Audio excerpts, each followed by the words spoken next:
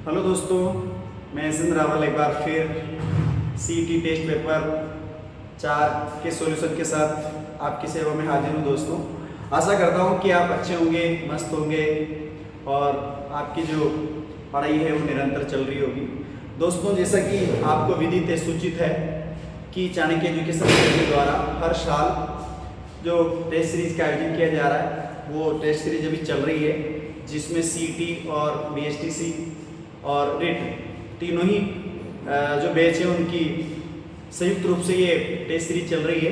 तो यदि आप चाहे बीएसटीसी की तैयारी कर रहे हो, चाहे सीईटी की तैयारी कर रहे हो या फिर रिट की तैयारी कर रहे हो, आपका बिल्कुल ऑफलाइन बैच में स्वागत है। आप अपनी तैयारी को और बेहतर बना सकते हैं।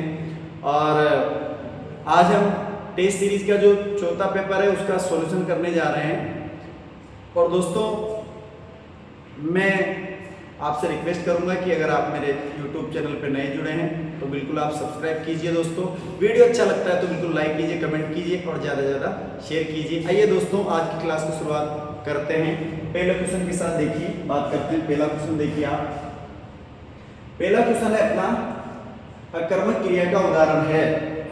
पहला क्वेश्चन है दोस्तों, अकर्मक क्रिया का उदाहरण है।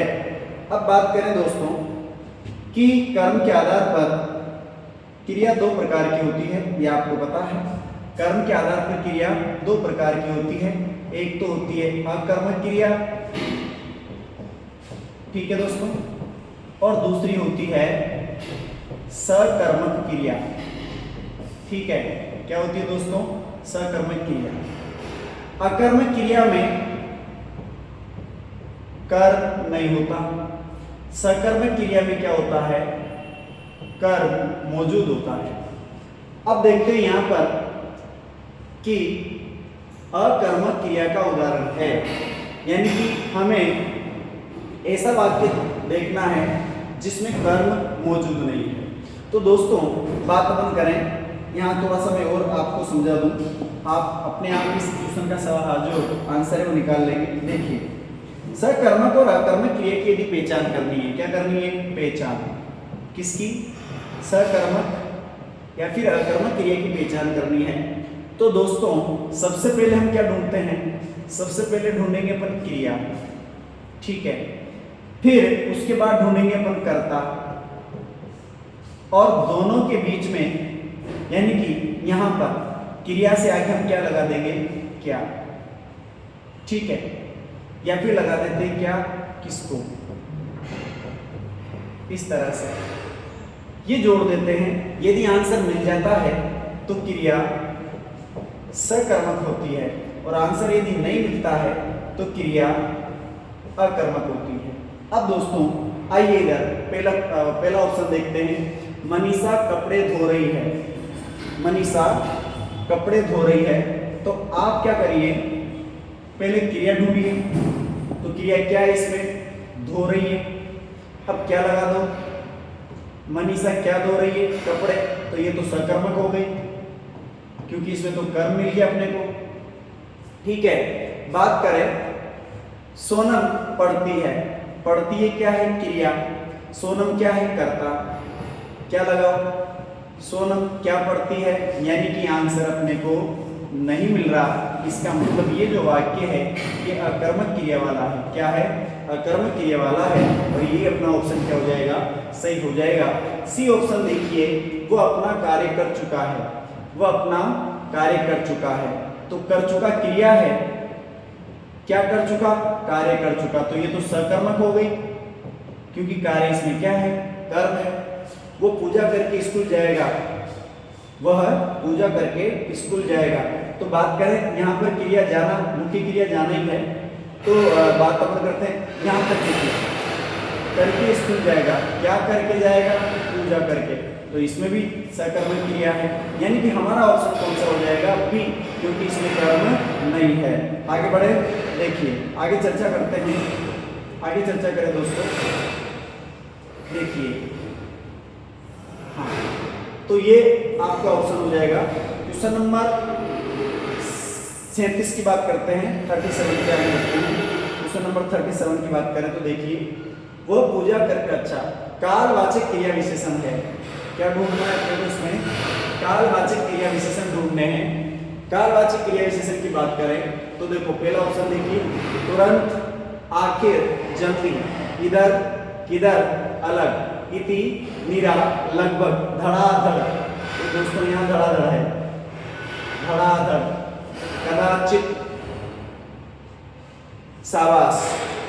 अच्छा, अब दो कालवाचक क्रिया विशेषण क्या होते हैं? देखो बात करें, क्रिया विशेषण होते हैं 4 प्रकार के, कालवाचक, स्थानवाचक, रीतिवाचक और बात अपन करें परिमाणवाचक। ठीक है दोस्तों, यहाँ कालवाचक क्रिया विशेषण पूछा है।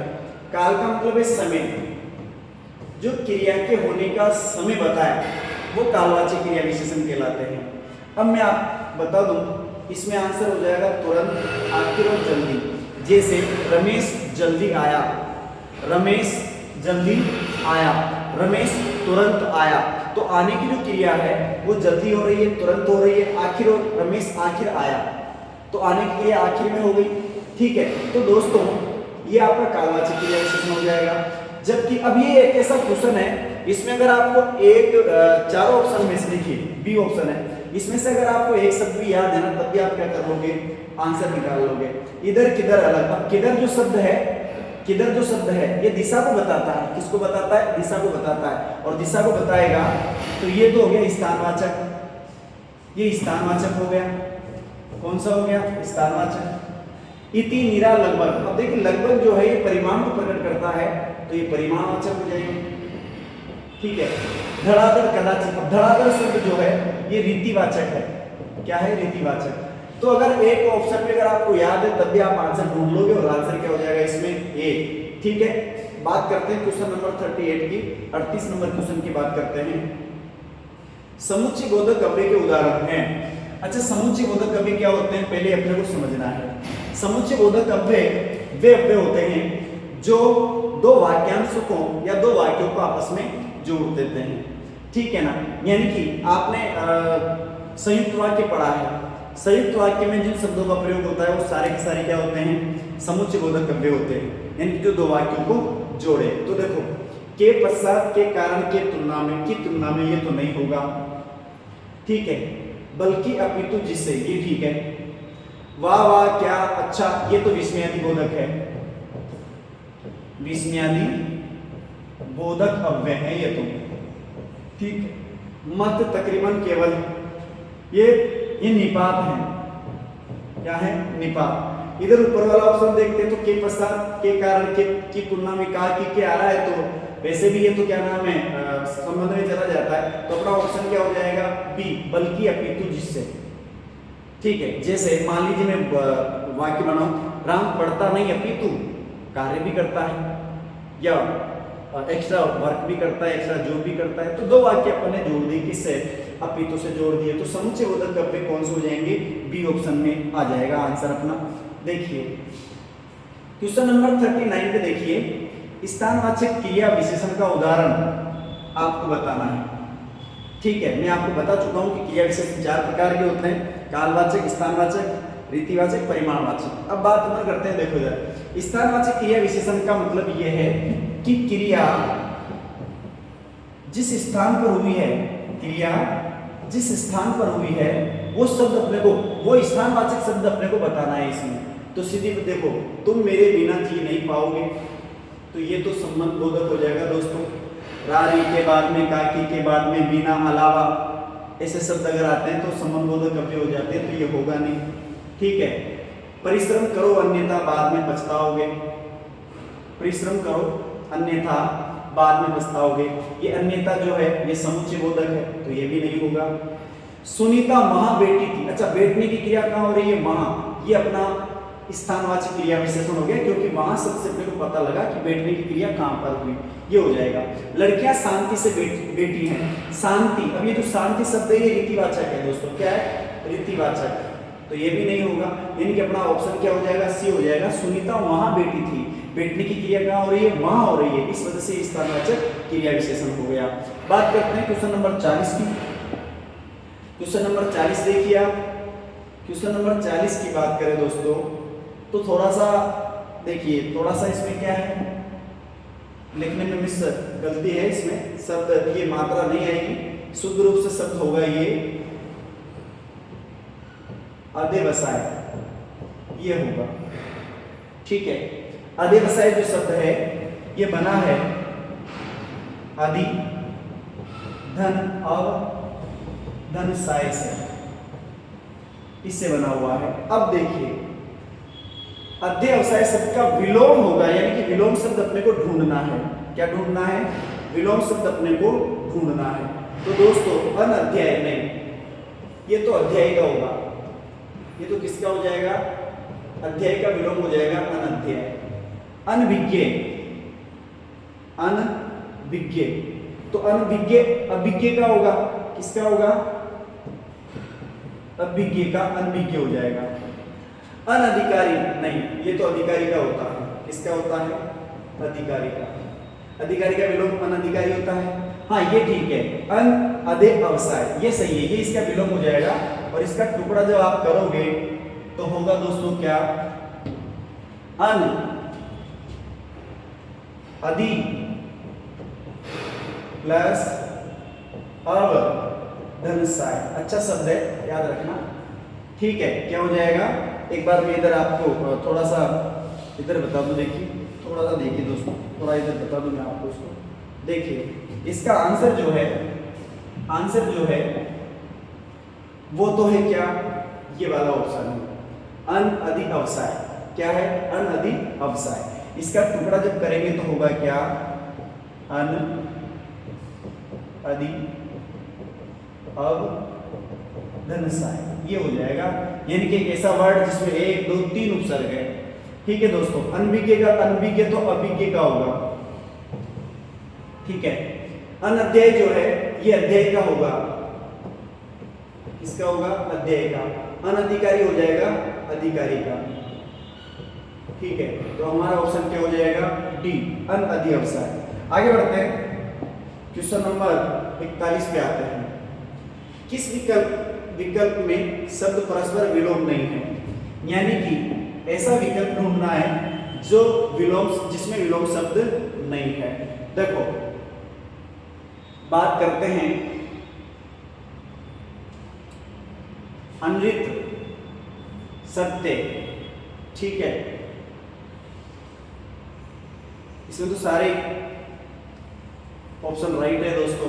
अनृत यानी होता है झूठ, सत्य, झूठ का सत्य ऑप्शन होता है। गणतंत्र का राजतंत्र हो जाएगा। विद्वान का मूर्ख, ज्येष्ठ का कनिष्ठ।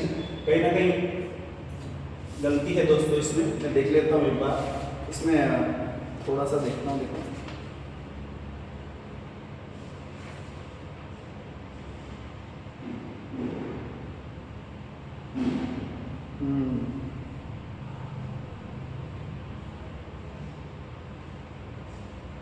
ये जो ऑप्शन है दोस्तों, यहां पर और होना चाहिए था, पर ये सारे ऑप्शन सही है इसमें। तो वैसे सारे ऑप्शन सही है दोस्तों। किस विकल्प में शब्द परस्पर विलोम नहीं है? विद्वान का मूर्ख, सारे ऑप्शन सही हैं। अब बात अपन करते हैं कि यहाँ पर ये गलती से लिख दिया गया, गलती से ये छप गया है इसमें। ये जो ऑप्शन है इसकी जगह ऑप्शन था इसमें, मैं आपको बता देता हूं। ऑप्शन था यहाँ पर विख्यात। ठीक है, विख्यात और सुख्यात। तो विख्यात और सुख्यात नहीं, ये गलत था इसमें ऑप्शन, पर इसमें लिखा ही नहीं है। तो बात अपन करते हैं कि ये तो आपका बोनस वाला क्वेश्चन हो गया। सारे ऑप्शन सही है इसमें तो। ठीक है दोस्तों, सारे ऑप्शन इसमें सही हैं। अनृत का सत्य सही है, अनृत का सत्य सही है। गणतंत्र का राजतंत्र ठीक है। विद्वान का मूर्ख सही है। ज्येष्ठ का कनिष्ठ सही है। सारे ऑप्शन सही है इसमें दोस्तों। ये तो प्लस यू कह सकते हैं बोनस वाला क्वेश्चन हो चुका है आपके लिए। क्वेश्चन नंबर 42 पे देखिए, 42 पे देखिए आप, किस विकल्प में पर्यायवाची युग्म अशुद्ध है? किस विकल्प में पर्यायवाची युग्म अशुद्ध है? तो दोस्तों देखिए, प्रोक्ष का अप्रत्यक्ष, ओजल का तिरोहित, ये तो सही है। परिपाटी, पद्धति, प्रणाली, रीति, ये भी सही है। प्रसिद्ध का मशहूर, गुणगान, नामवर, देखो पत्ता, दल, पर्ण, पल्लव, ये भी सही है। यानी कि हमारा ऑप्शन होगा सी। प्रसिद्ध, मशहूर ठीक है, नामवर ठीक है, गुणगान नहीं। गुणगान का अर्थ तो प्रशंसा होता है। क्या होता है? प्रशंसा। इस आधार पर ये ऑप्शन गलत हो जाएगा। बाकी प्रोक्ष का मतलब होता है जो सामने सामने, प्रोक्ष यानी प्रोक्ष अप्रत्यक्ष, सही है। प्रोक्ष का मतलब जो सामने ना हो, अप्रत्यक्ष का मतलब भी जो सामने ना हो, तो ये भी सही है। ओजल, गाय, गुण, तिरोहित, ठीक है। परिपाठ, पद्धति, प्रणाली, रीति, ये भी सही है। पत्ता, दल, पर्ण, पर्णव, ये सारे प्रत्यय के पर्यायवाची होते हैं, है ना। तो यहाँ पर प्रसिद्ध और मशहूर तो सही है, लेकिन गुणगान जो शब्द है ये प्रसिद्ध या प्रसिद्ध का क्या नहीं है? पर्यायवाची नहीं है। गुणगान का तो प्रशंसा होता है। इस आधार पर इसमें सी ऑप्शन है सही हो जाएगा। क्वेश्चन नंबर 43 की बात करते हैं दोस्तों। क्वेश्चन नंबर 43 में देखिए, किस विकल्प में सभी शब्द परस्पर पर्यायवाची हैं? इसमें भी हमें पर्यायवाची शब्द ही देखने हैं। तो देखिए क्वेश्चन नंबर कौन सा है? 43। देखो दोस्तों 43 की बात करें, क्वेश्चन नंबर 43 की देखो 43 ये देखिए, इसमें हमें क्या करना है? 43 में हमें किस विकल्प में सभी शब्द परस्पर पर्यायवाची देखने हैं। ऐसा ऑप्शन ढूंढना है जिसमें सारे शब्द क्या हो? पर्यायवाची हो। क्या हो दोस्तों? पर्यायवाची हो। देखो बात करते हैं, पहला ऑप्शन है विपन्न, दरिद्र, अंकिन, ये तो सारे शुद्ध हैं क्योंकि ये सारे गरीब के पर्यायवाची हैं। धीर, धैर्य, ज्ञान, क्वेश्चन क्या है अपना? धीर, धैर्य। अब धीर, धैर्य सही है, ज्ञान गलत है। ज्ञान धीर का पर्यायवाची थोड़ी है। कामाक्षी, सुभद्रा, दमुल। कामाक्षी और सुभद्रा ये तो ठीक है, लेकिन दमुल जो शब्द है ये दानव का पर्यायवाची है, और कामाक्षी और सुभद्रा जो है ये दुर्गा के पर्यायवाची है। तो ये बी ऑप्शन गलत हो गया। उवा, पो, कसमकस, शंकस, लोकातीत, ये दोनों तो सही है। उवा, पो, कसमकस, ये तो जो द्वंद्व होता है ना, द्वंद्व, उसके पर्यायवाची होगी। लेकिन लोकातीत का मतलब होता है लोक से अतीत। इस वजह से बात अपन करते हैं, इसमें ऑप्शन आ जाएगा अपना विपन्न, दरिद्र और अंकिन, ये वाला ऑप्शन इसमें सही हो जाएगा। तीनों पर्यायवाची किसके हैं? गरीब के हैं। क्वेश्चन नंबर 44 पे आते हैं। क्वेश्चन नंबर 44 की बात करें, देखो किस विकल्प में अनेकार्थक युग्म अशुद्ध है? अनेकार्थक का मतलब होता है एक शब्द के बहुत सारे अर्थ होना। क्या कहलाता है? अनेकार्थक कहलाता है। तो देखो गुहार, ये गुहार नहीं है, ये गुहार नहीं है दोस्तों। यहाँ थोड़ा सा मिसप्रिंट हो रहा है, मैं आपको थोड़ा सा क्लियर कराऊँ। देखो दोस्तों, हो जाता है टाइपिंग मिस्टेक हो जाती है दोस्तों। देखिए बात अपन करते हैं, यहाँ गुहार नहीं है, यहाँ पर है गुब्बार। क्या है? गुब्बार है। देखिए क्या है यहाँ पे? गुब्बार।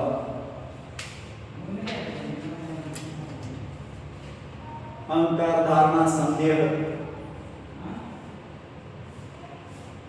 ठीक है। गहवर, गुफा, दोनों बिल, ये गहवर, यहाँ पर भी हलंत लगेगा, ये बिल है। गांठना, सीखना, मोना, सीना, क्या है? गाथा, कीर्ति, उपन्यास। किस विकल्प में अनेकार्थक युग्म अशुद्ध है? ऑप्शन ही कैसे लिखिए? मिसप्रिंट हो गया है। गांठना,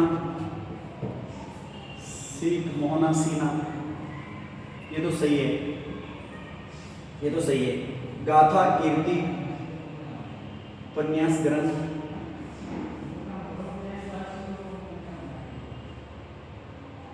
किस विकल्प में अनेकार्थक युग्म अशुद्ध है? अब इसमें दोस्तों ये जो ऑप्शन है ये सारे के सारे थोड़े बदल दिए गए शायद। वैसे देखिए दोस्तों, ये जो है इसमें यहाँ गुब्बार नहीं था, यहाँ गुब्बार था। क्या था? गुब्बार, गुब्बार, ठीक है। और गुब्बार शब्द का अर्थ हो जाता है, एक तो हो जाता है धूल, एक हो जाता है उत्तेजना, क्रोध, इस तरह से। तो यहाँ क्या है, थोड़ा सा मिसप्रिंट हो गया पेपर जो है टाइपिंग में, इस वजह से ये ऑप्शन, इसमें ये ऑप्शन आप सही कर लेना, ठीक है। आगे बढ़ते हैं दोस्तों, आगे बढ़ते हैं।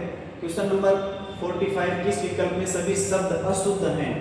अशुद्ध वाला ऑप्शन अपने को ढूंढना है, ठीक है। देखिए किस विकल्प में सभी शब्द अशुद्ध हैं? आत्मक, आदित्य, आधीन, सभी अशुद्ध ढूंढना है तो इसमें आदित्य बिल्कुल सही है दोस्तों। अदिति प्लस ये प्रत्यय के योग से शब्द बना हुआ है आदित्य, ये तो शुद्ध है। आधीन गलत है, शब्द अधीन होता है, तो ये ऑप्शन अपना होगा नहीं क्योंकि इसमें आदित्य सही हो गया। ऐसा सही है, आंशिक सही है, आकृष्ट सही है। ठीक है, किस विकल्प में सभी शब्द अशुद्ध हैं? ऐसा, आंशिक, आकृष्ट, ये तो सही है, तो ये भी ऑप्शन अपना नहीं होगा। अभ्यारण्य, अभिमाननी, अष्टवक्र, आरोग्यता, आइंदा, आहुति। अच्छा, बड़ा हुआ आएगा आइंदा, सी ठीक है। आरोग्यता नहीं होता, शब्द आरोग्य होता है। क्या होता है? आरोग्य, तो ये भी नहीं होगा क्योंकि इसमें आइंदा शुद्ध है, आहुति भी शुद्ध है। हमें ऐसा विकल्प ढूंढना है जिसमें सारे अशुद्ध हों। ये देखिए, ये सारे अशुद्ध हैं। अशुद्ध कैसे? देखिए, शब्द होता है अभय, अरण्य, और शब्द क्या बनाएंगे? अभयारण्य, तो ये गलत हो गया। अभिमाननी, नहीं, ये नहीं होता। देखो ये क्या होता है, इसे मैं मिटा देता हूं दोस्तों, आपने देख लिया होगा। देखो बात करते हैं, अगला शब्द अपने पास अभिमान, और अभिमान में प्रत्यय जुड़ता है इनी और शब्द बनता है अभिमानिनी, ये होता है। ठीक है, इस वजह से ये भी गलत हो गया।